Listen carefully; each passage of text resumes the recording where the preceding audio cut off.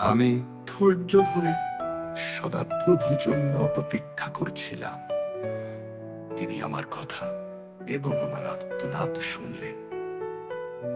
তিনি আমাকে একটি ভয়ঙ্কর কূপ থেকে কাদার মধ্যে দিয়ে বাইরে বের করে আনলেন এবং তিনি একটি পাথরের উপর আমার পা রাখলেন। ও আমার যাত্রা দৃঢ় করলেন। তিনি আমার মুখে নতুন গান দিয়েছেন।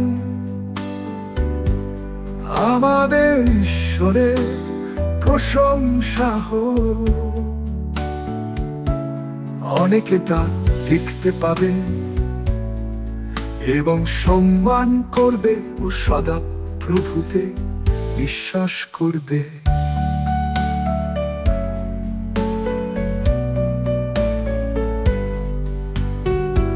ধন্য সেই লোক যে সদা প্রভুকে বিশ্বাস করে এবং গর্বিতদের সম্মান করে না, অথবা যারা তার কাছ থেকে মিথ্যার দিকে সরে যায়। সদা প্রভু আমার ঈশ্বর, তুমি যে সমস্ত আশ্চর্য কাজ করেছ তা অনেক, এবং আমাদের সম্পর্কে তোমার সমস্ত চিন্তা যা গোনা যাবে না, তোমার তুল্য কেউ নেই। যদি আমি সেই সব কিছু বলতাম ও বর্ণনা করতাম, তবে তা গোনা চেতনা। স্বর্গবান নৈবেদ্যে তোমার কোন আনন্দ নেই, কিন্তু তুমি আমার পান খুলেছ। তুমি হোম বলি পাপে। ও আমার যাত্রা দৃঢ় করলেন।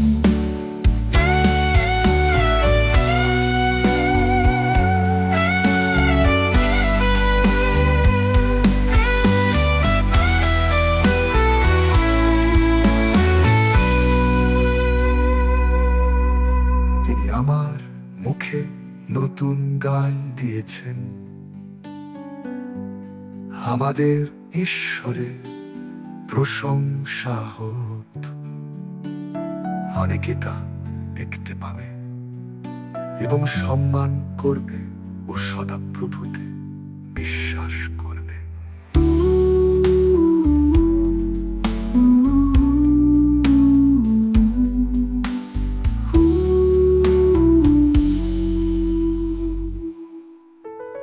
ধন্য সেই লোক যে সদা প্রভুকে বিশ্বাস করে এবং গর্বিতদের সম্মান করে না, অথবা যারা তার কাছ থেকে